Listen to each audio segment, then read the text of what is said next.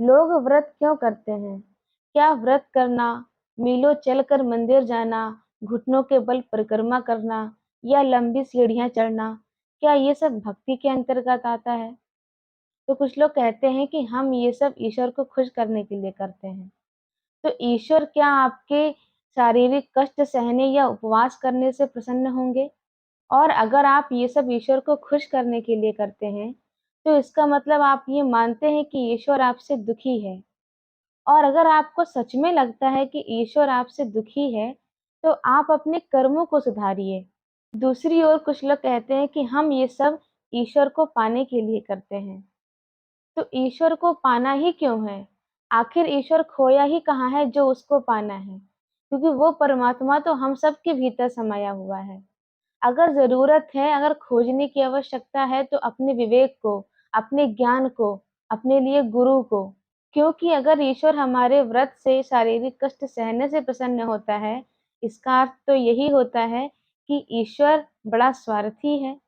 कभी भी किसी पूजा पाठ में कोई मंत्र गलत हो गया, हम डेली घर में कोई पाठ करते हैं तो कोई उसमें श्लोक या दोहा की गलती हो गई, किसी पूजा पाठ में कोई सामग्री कम पड़ गई, तो हम डर जाते हैं कि हमें दोष लग जाएगा, वो देवी देवता हमें श्राप दे देंगे, देवी देवता हमसे नाराज हो जाएंगे। देवता अर्थात दिव्य आत्मा, वो आत्मा जो सभी विकारों से ऊपर है, जो सभी चाहतों से ऊपर है, जो सभी अवगुणों से मुक्त है। देवता वही है जो साधारण मनुष्य की तरह क्रोधी नहीं है, लालची नहीं है, उसमें किसी भी प्रकार के अवगुण नहीं है, कोई विकार नहीं है। वो आत्मा सभी गुणों में परम है, इसीलिए उसे परम आत्मा कहते हैं। तो सामग्री के आधार पर, कर्मकांड के आधार पर, पूजा पाठ के आधार पर, मंत्रों के आधार पर हमको डराया जाता है कि देवी देवता हमें श्राप दे देंगे, वो हमसे नाराज हो जाएंगे। अक्सर हमें टीवी में दिखाया जाता है कि देवी देवता बहुत नाराज हो रहे हैं, क्रोध कर रहे हैं, श्राप दे रहे हैं, हिंसा करते हुए दिखाया जाता है। तो क्या हमारे सोच के अनुसार देवी देवता इतने विकार से भरे हैं?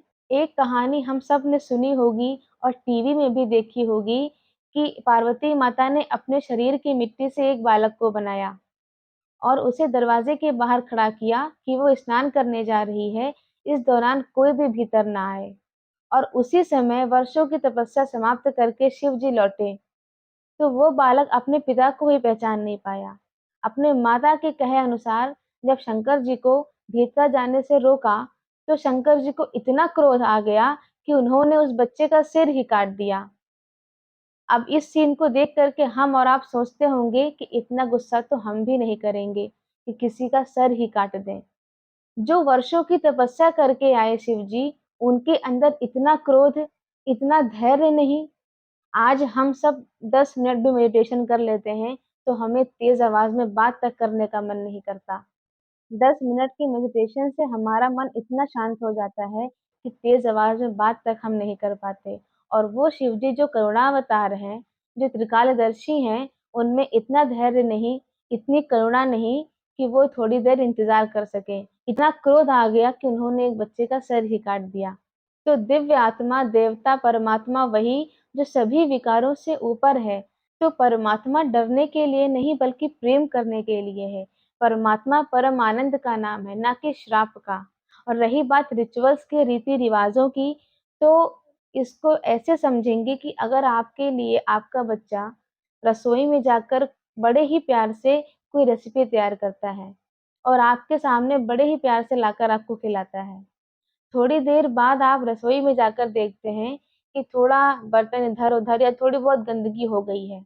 तो क्या आप बच्चे के बनाए हुए रेसिपी के पीछे का भाव देखेंगे या रसोई गंदी हो गई है इसके लिए उस पर नाराज़ होंगे, उस पर क्रोधित होंगे? आपके बच्चे ने आपके लिए इतने प्यार से कुछ बनाया, तो आप ज़ाहिर-सी बात है उसका प्यार, उसकी भावनाओं की कद्र करेंगे, ना कि उसके पीछे की गलतियों के लिए आप उसको डाँटेंगे। तो जब हम ऐसा नहीं कर सकते, तो हम देवी-देवताओं को लेकर के ऐसा विचार क्यों रखते हैं? भगवान भावग्राही हैं, ना कि पदार्थों के।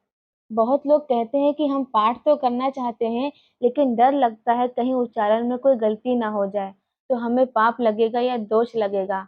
तो ध्यान रखिए भगवान व्याकरण के ग्राही नहीं, भगवान भावग्राही हैं।